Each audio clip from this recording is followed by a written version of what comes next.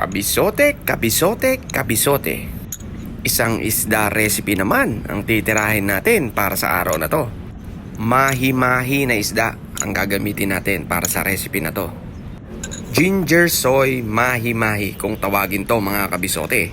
Halika, samahan nyo akong lutuin ito. Gawa muna tayo ng marinade niya.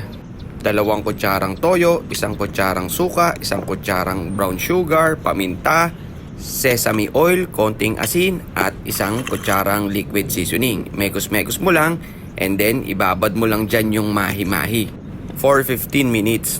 Ngayon, yung sauce naman, toyo ulit, oyster sauce, lagyan mo ng tubig, sesame oil, paminta, konting brown sugar, at liquid seasoning.